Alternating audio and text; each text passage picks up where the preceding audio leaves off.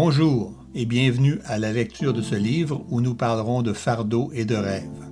Nous avons tous des fardeaux et des rêves.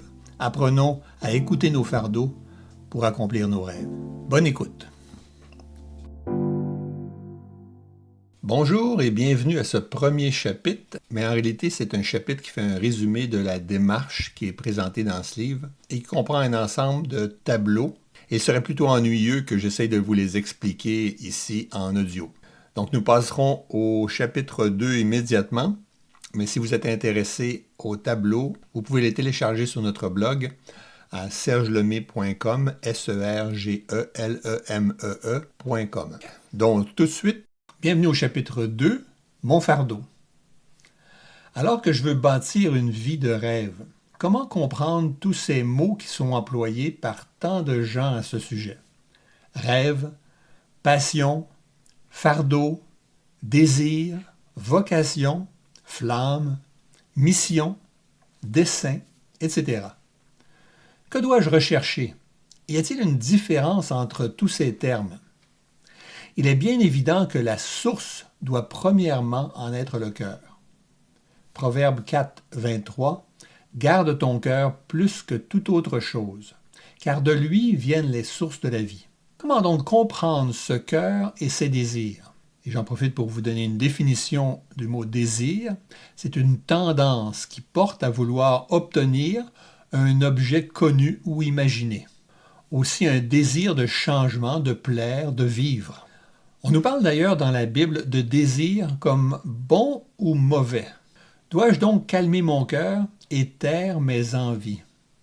Proverbe 14, 30. Un cœur calme est la vie du corps, mais l'envie est la carie des os. Pourtant, ces désirs ont besoin d'être accomplis pour que le cœur soit satisfait. Proverbe 13, 12. Un espoir différé rend le cœur malade, mais un désir accompli est un arbre de vie. Et nous avons des passions. Laissez-moi vous donner une définition de passion. Passion est un état affectif et intellectuel assez puissant pour dominer le mental.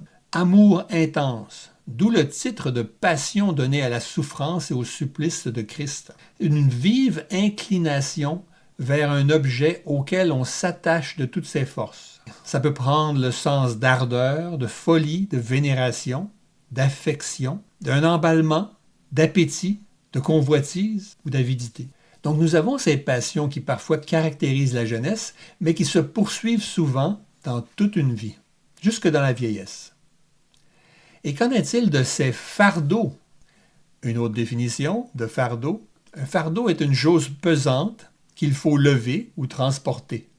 Un fardeau, donc, est quelque chose qui pèse sur mon cœur, tellement lourd que je ne pourrais avancer dans la vie si je ne m'en libère. Et il y a des fardeaux qui sont placés sur mon cœur par Dieu lui-même et qui me permettent de déplacer des montagnes par la foi en lui. Dois-je me débarrasser de ces fardeaux? Donc nous avons des désirs, des passions et des fardeaux. Comment différencier ce qui est bon de ce qui est mauvais? Je vous proposerai donc ici que la différence en est le bénéficiaire. Qui sera le ou les bénéficiaires de mes désirs, passions ou fardeaux? 3 bénéficiaires possibles. Moi, les autres ou Dieu. Et là, on sera la réponse à une vie de rêve. Bien sûr que nous devrons faire passer Dieu en premier. Et c'est ce que nous enseigne toute religion. Et cette dévotion à Dieu est démontrée par leur sacrifice à toutes les religions. Mais le faisons-nous bien? Marc 12, 32, 33. Le scribe lui dit: « Bien, maître, tu as dit avec vérité que Dieu est unique et qu'il n'y en a point d'autre que lui, et que l'aimer de tout son cœur, de toute sa pensée, de toute son âme, de toute sa force, et aimer son prochain comme soi-même, c'est plus que tous les holocaustes et tous les sacrifices. Et voilà, ce n'est pas ce que nous disons ou faisons dans nos églises, synagogues, temples, mosquées ou tout autre édifice que nous disons bâtir pour Dieu. Mais c'est notre vie qui sera caractérisée par les justes priorités. Dieu et les autres. Rien de plus simple. Et moi là-dedans, Jean 15, 13. Il n'y a pas de plus grand amour que de donner sa vie pour ses amis.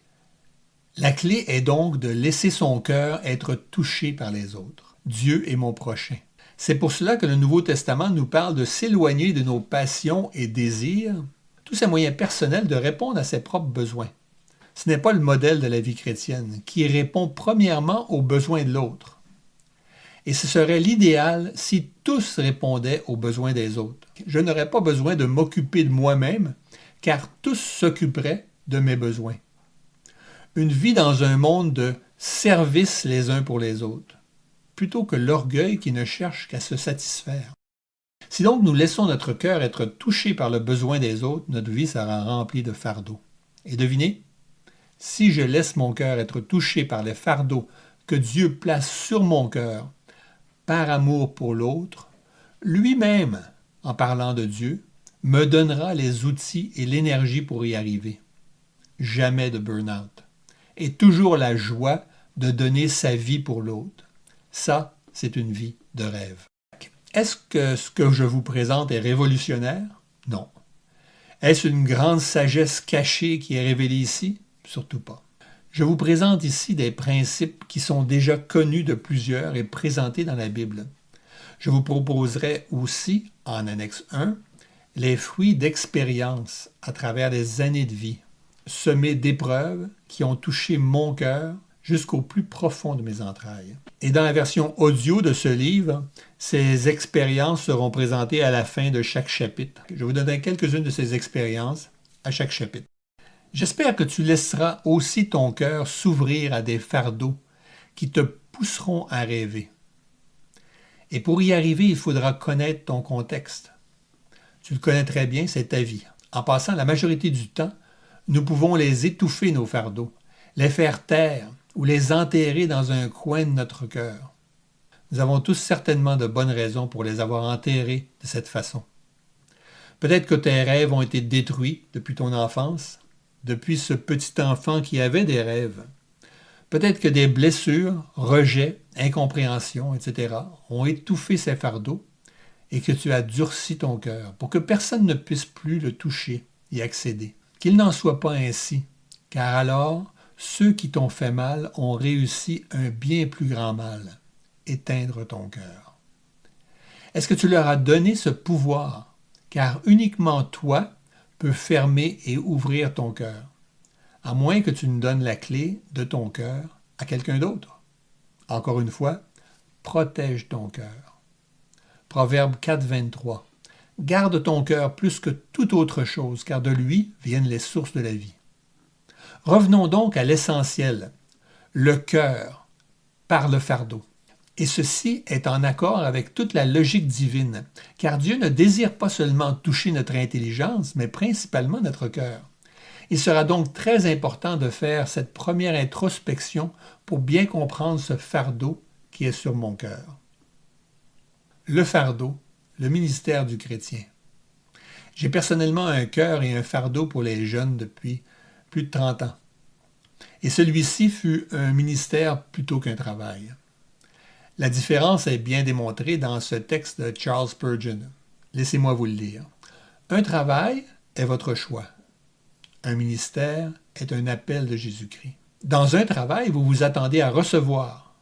Dans un ministère, vous vous attendez à donner. Dans un travail, vous donnez quelque chose pour avoir quelque chose. Dans un ministère, vous rendez quelque chose qui vous a déjà été donné. Un travail dépend de vos capacités. Un ministère dépend de votre disponibilité à Dieu. Un travail bien fait apporte des éloges. Un ministère bien fait apporte l'honneur à Jésus-Christ. Je crois donc qu'un ministère chrétien vient de Dieu et commence par un fardeau qu'il place dans le cœur de l'individu. Dieu recherche ceux qui répondront à cet appel de sa part à leur cœur. Certains diront « Commence à servir et le fardeau viendra », comme lorsque l'on dit que l'appétit vient en mangeant. Je suggère plutôt ceci. Attends que l'appétit vienne avant de commencer à manger.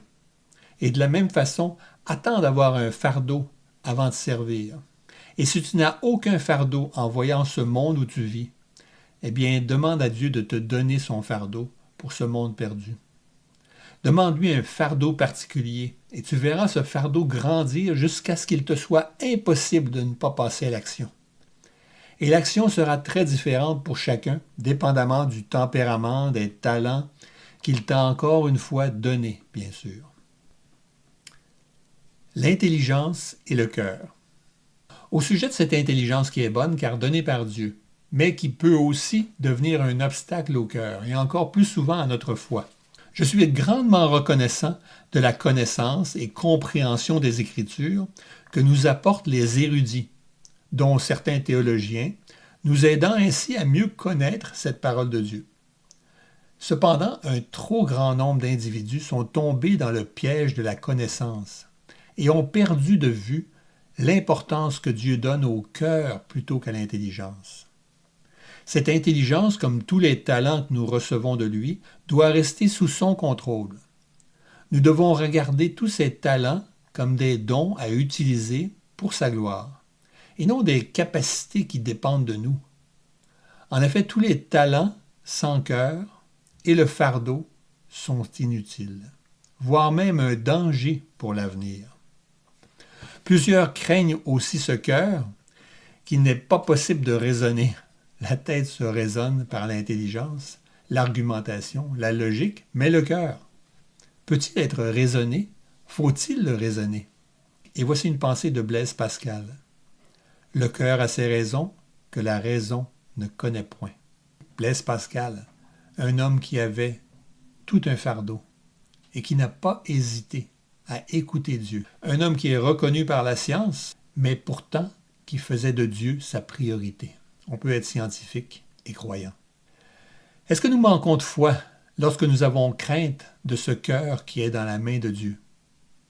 La question sera de savoir qui contrôle mon cœur, moi ou Dieu? Cette question revient à chacun de se poser et de répondre honnêtement, car ultimement, lui, en parlant de Dieu, connaît la réponse et lui la jugera. Chacun répondra pour son propre cœur. Maintenant, je te propose la recherche de ton propre fardeau. Je te propose de faire un simple travail de questionnement personnel sur le fardeau. Va chercher un crayon, un papier ou écris-le sur ton ordinateur, ta tablette. Écris ces questions et réponds-y. Personnellement, pour toi.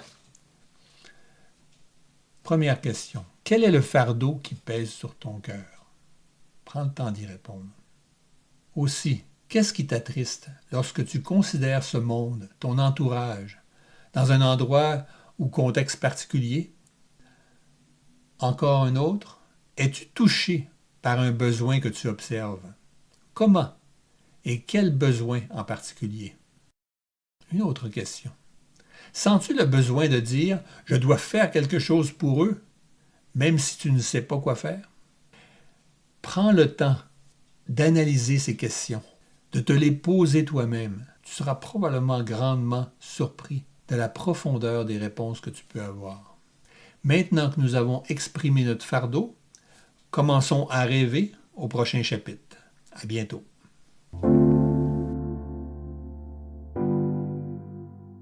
Dans ma vie de rêve et de fardeau, laissez-moi maintenant vous décrire ma troisième expérience de vie. Je vous ai parlé la dernière fois que je faisais du judo. À la suite du judo, j'ai un jour gagné une compétition de saut en hauteur à l'école. Ah, là, ma grandeur pouvait m'aider. Encore une fois, le désir de reconnaissance était présent. Je fais une parenthèse sur les adolescents. Et voilà le grand piège de l'adolescence, être reconnu. Nous l'avons tous vécu. Comment ne pas comprendre ces adolescents maintenant que nous sommes adultes et aider ces jeunes qui vivent la même chose que nous avons vécu? Et non. Plutôt que les aider, nous les écrasons ou nous servons d'eux. Peut-être pas moi personnellement, mais certainement ces sociétés qui les attirent par ses jeux, sa pornographie, sa drogue, ses complots et ses TikTok. Je ne pourrais changer la société, mais pourrais-je encourager ce jeune qui a besoin de reconnaissance? Bon, voilà mon fardeau pour les jeunes qui ressort. Je ne peux m'en empêcher. Revenons au saut en hauteur. J'ai continué à faire du saut en hauteur pour devenir champion canadien junior en 1977.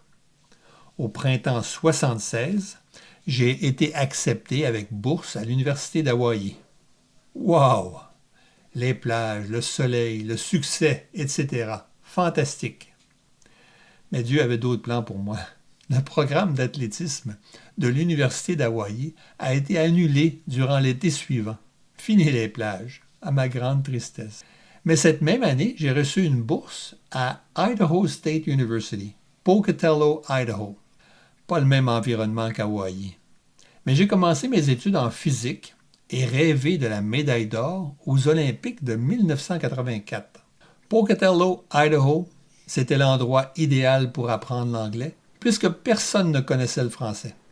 J'étais pourtant le pire dans mes cours d'anglais au Québec, mais par la force des choses, si je voulais manger, je devais apprendre l'anglais ou le langage des signes. J'ai donc appris l'anglais, mais au début, je dois vous avouer que j'ai souvent parlé en signes. Mon compagnon de chambre, Tom Keyes, un autre sauteur en hauteur du New Jersey, était peu intéressé par les études, mais beaucoup aux filles, à la boisson et un peu à la drogue. Malgré cela, Dieu travaillait dans sa vie. Et pendant le congé de Noël, il accepta Jésus comme son sauveur. Il revint du congé avec une nouvelle attitude. Il m'annonça la nouvelle d'un sauveur, mais j'étais maintenant autosuffisant et me satisfaisais de la science et du sport. Dieu avait pourtant un plan pour moi et il se servit de ce compagnon de chambre pour toucher mon cœur. Cet ami pria pour moi malgré mon rejet de sa foi. Car oui, je n'étais pas tellement gentil. Et il me faisait plaisir de rejeter ses propositions de me parler de Dieu. Mon cœur s'était endurci.